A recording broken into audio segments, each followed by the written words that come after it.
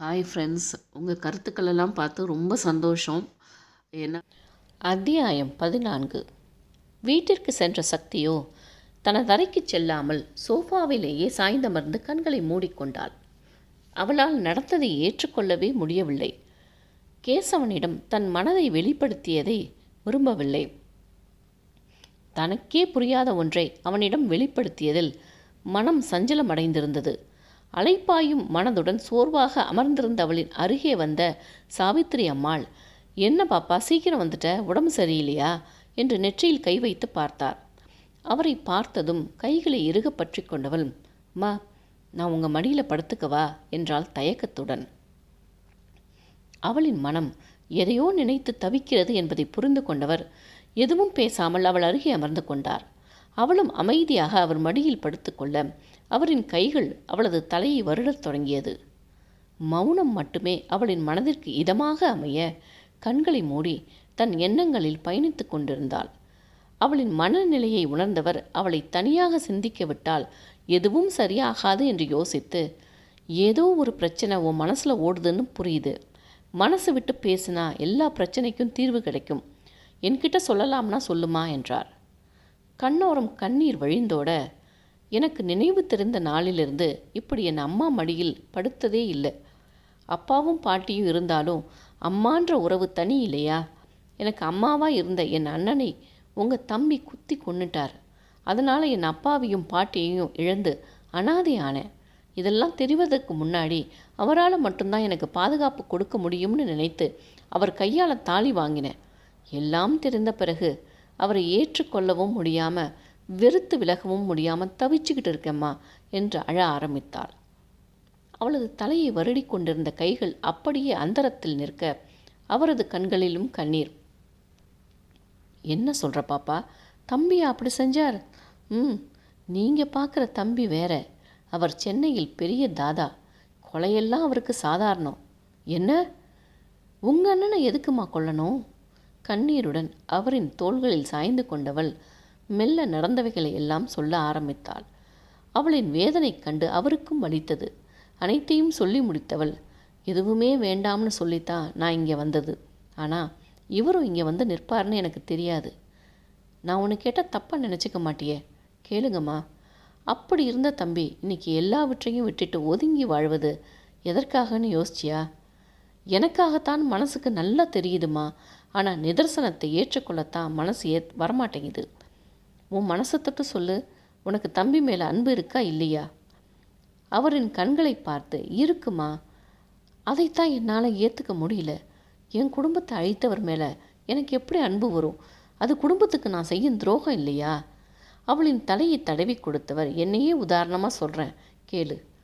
எங்கள் வீட்டுக்கும் என் கணவர் வீட்டுக்கும் பரம்பரையாக பகை. ஆனால் எனக்கு அவரை ரொம்ப பிடிச்சிருந்தது. 2 பேரும் ஒருத்தர் மேலே ஒருத்தர் ஆசைப்பட்டோம். வீட்டில் சொன்னால் நடக்காதுன்னு நாங்களே வீட்டை விட்டு வெளியேறி கல்யாணம் செஞ்சுக்கிட்டோம். 6 வருஷம் ஊருக்கு போகாமல் சந்தோஷமாக வாழ்ந்துக்கிட்டு இருந்தோம். எங்களுக்கு குழந்தை இல்லை. ஜோசியர் ஒருத்தர் குலதெய்வத்துக்கு நேர்த்தி கடன் செஞ்சால் குழந்தை பிறக்கும்னு சொன்னதை நம்பி ஊருக்கு போனோம். நாங்கள் ஊருக்கு வந்திருக்கிற செய்தி தெரிஞ்சு 2 குடும்பமும் எங்களை பிரித்து இழுத்துட்டு போக அருவாளோடு வந்தாங்க. 2 பேரும் பிடிவாதமாக எங்கள் பிடியில் நின்னோம். அவங்க நினச்சது நடக்கலைன்னு உடனே அவங்களுக்குள்ள கைகலப்பு ஆனது.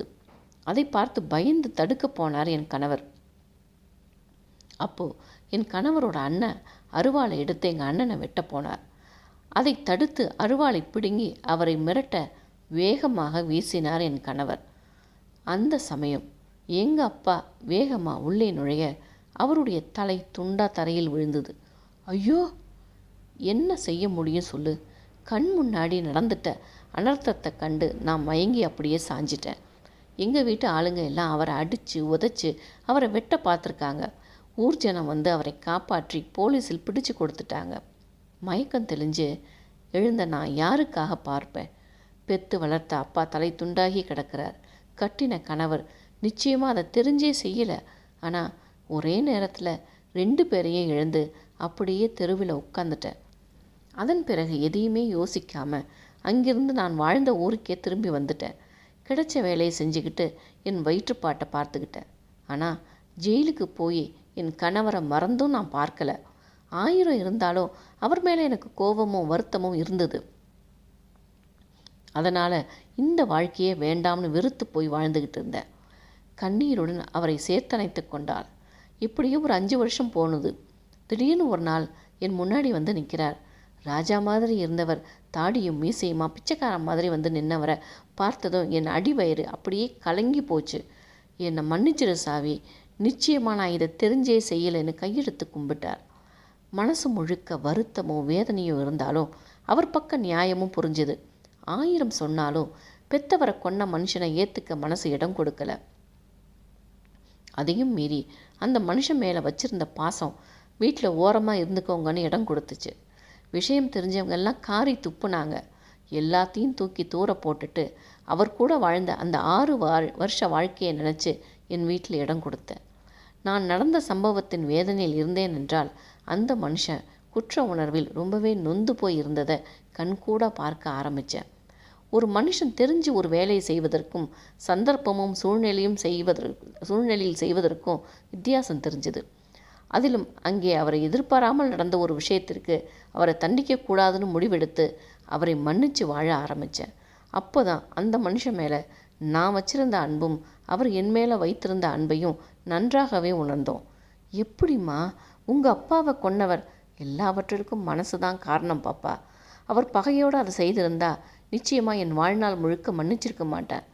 அப்போது இவரையும் நீங்கள் மன்னிக்க சொல்கிறீங்களா? யோசிச்சு பாரு. நீ சொன்ன இந்த நிமிடம் வரை அந்த தம்பி தாதானே எனக்கு தெரியாது. அத்தனை முரட்டு சுபாவத்தோடு இருக்கிற மாதிரி ஒரு நாள் கூட நான் பார்த்ததே இல்லை. இந்த மாற்றம் எப்படி நடந்திருக்கும்னு நினைக்கிற? எனக்காக மாறியிருக்காருன்னு சொல்கிறீங்களா என்றால் விழிவிரித்து. பின்ன வேற யாருக்காக மாறி இருக்க முடியும்? உன் மேலே உள்ள அன்பு தான் அவரோட மாற்றத்திற்கு காரணம்னு சொல்கிறேன். மாறினா செய்தவையெல்லாம் இல்லைன்னு ஆகிடுமா? அவளை முறைத்தவர், நான் கேட்கிற கேள்விக்கு சரியான பதிலை சொல்லு. தம்பி உன் கிராமத்தை தேடி வந்து உன் அண்ணனை கொன்னாரா? இல்லை உங்கள் வீட்டுக்கும் அவர் வீட்டுக்கும் எதுவும் பகையில் உங்கள் குடும்பத்தை அழித்தாரா? இல்லை அவரோட பிரச்சனையில் அண்ணன் நடுவில் மாட்டிக்கிட்டு என்றால் இறங்கிய குரலில். இதைத்தான் சொன்னேன். அதே சமயம் அவர் வாழ்ந்த சூழ்நிலைக்கு உன் கழுத்தில் தாலி கட்டினாலும் மாறணும்னு அவசியம் இல்லை இல்லையா? வேகமாக தலையாட்டினாள். தப்பை செஞ்சுட்டு தலையை உசத்திக்கிட்டு நான் தான் அதை செஞ்சேன், என்ன பண்ண முடியும்னு திரியிறவங்க மத்தியில் தான் செய்த தப்போட பலனை புரிஞ்சுக்கிட்டு எல்லாவற்றிலிருந்தும் ஒதுங்கி வாழ நினைக்கிற மனுஷனை ஏற்றுக்கொள்வதில் என்ன பிரச்சனை? அவர் சொல்ல சொல்ல கேசவன் மீது இருந்த அபிப்பிராயம் மாற அவளின் முகம் தெளிவடைய ஆரம்பித்தது. அதை உணர்ந்து கொண்டவர் மெல்ல எழுந்து, நான் போய் காப்பி போட்டு எடுத்துகிட்டு வரேன், நிதானமாக யோசித்து முடிவெடு. என்னை பொறுத்தவரை தம்பி நல்லவர் தான். அவர் முன்னாடி வாழ்ந்த வாழ்க்கை எப்படி வேணால் இருக்கலாம். எனக்கு தெரிஞ்சு இந்த 3 வருஷமாக அவரை பார்க்கிறதால சொல்கிறேன். இதெல்லாம் உனக்காகத்தான் நினைக்கும்போது அந்த அன்பை மறுப்பது பெரிய குத்தம் என்று சொல்லிவிட்டு சமையல் அறைக்கு சென்று விட்டார். அவர் சென்ற பிறகும் அப்படியே அமர்ந்திருந்தாள். அவனது மனமோ அவனது ஒவ்வொரு செயலையும் எண்ணி பார்க்க ஆரம்பித்தது. அதிலிருந்த நல்லவைகள் எல்லாம் மனம் பட்டியலிட ஆரம்பித்தது. தன்னிடம் அவன் நடந்து கொள்ளும் முறையை கூட எண்ணி பார்த்து இதழில் மெல்லிய சிரிப்பொன்று வந்தமர்ந்தது. அந்நேரம் உள்ளே வந்த கேசவனின் விழிகள் அவளை ஆச்சரியமாக பார்த்தது. இத்தனை வருடங்களில் அவள் சிரித்து பார்த்தது இதுவே முதல் முறை என்பதால் கண் கொட்டாமல் பார்த்தபடி நின்றுவிட்டான். காப்பியோடு வந்த சாவித்திரி கேசவனை பார்த்ததும், என்ன தம்பி நீங்களும் சீக்கிரம் வந்துட்டீங்களா என்று கேட்டதும் அவசரமாக அவளிடமிருந்து விழிகளை திருப்பிக் கொண்டான். அவளும் அவரின் பேச்சில் தன்னை சுதாரித்து கொண்டு எழுந்து நின்றவள் அவன் முகம் பார்க்காமல் வேறுபுறம் திரும்பிக் கொண்டாள். அத்தனை நேரம் அவனை பற்றி யோசித்ததில் சட்டென்று அவனை பார்க்க கூச்சமெழ முகம் திருப்பிக் கொண்டாள். ஆனால் அவனோ தனது முகத்தை கூட பார்க்க விரும்பாமல் திருப்பிக் கொண்டதாக எண்ணிக்கொண்டு வேகமாக அங்கிருந்து சென்றான்.